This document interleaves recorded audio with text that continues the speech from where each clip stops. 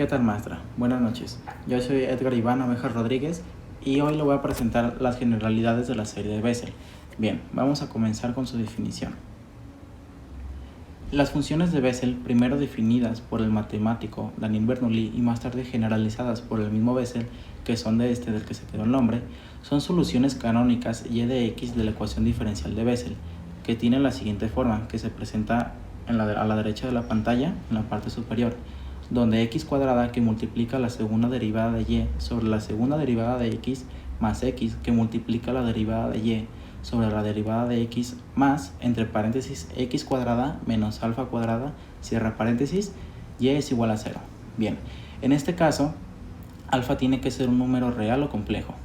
El caso más común de estas es cuando alfa es un entero n, aunque la solución para alfa no entero es similar. Dado que la ecuación anterior es una ecuación diferencial de segundo orden, tiene soluciones linealmente independientes. Aunque alfa y alfa negativo dan como resultado la misma función, es conveniente definir diferentes funciones de Bessel para esos dos parámetros, pues las funciones de Bessel en función del parámetro son funciones suaves.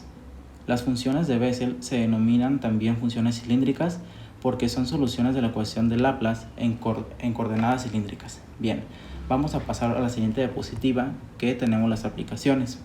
La ecuación de Bessel aparece cuando se buscan soluciones a la ecuación de Laplace o a la ecuación de Helmholtz por el método de separación de variables de coordenadas cilíndricas o esféricas. Por ello, las funciones de Bessel son especialmente importantes en muchos problemas de propagación de ondas potencialmente estáticos y cualquier otro problema descrito por las ecuaciones de Helmholtz, Laplace o simetrías cilíndricas o esféricas. Además de esto, también se usan para problemas de ondas electromagnéticas en guías de ondas cilíndricas. Además de estos usos, se usan para modos transversales electromagnéticos de guías ópticas, también la conducción de calor en objetos cilíndricos y difusión de una red. Bien, aparte de esto, por último, también se usan funciones de Bessel en otro tipo de problemas, como en procesamiento de señales, generación del espectro de una señal, entre otras. Bien, pasaremos a la siguiente diapositiva, que en este caso tenemos las funciones de Bessel ordinarias. Las funciones de Bessel ordinarias en orden alfa, llamadas simplemente funciones de Bessel en orden alfa, son soluciones de la ecuación de Bessel mencionadas anteriormente. La solución de tal ecuación se expresa de la siguiente forma, donde y es igual a que multiplica a j subíndice alfa de x más b que multiplica y subíndice alfa de x, donde a y b son constantes que determinan a partir de condiciones iniciales. Bien, pasaremos a la siguiente diapositiva, que en este caso tenemos las funciones de Bessel de primera especie. Las funciones de Bessel de primera especie y orden alfa son las soluciones de la ecuación diferencial de Bessel que son finitas en el origen cuando x es igual a 0, para no enteros no negativos alfa, y divergen en el límite cuando x tiende a 0, para alfa negativo no entero.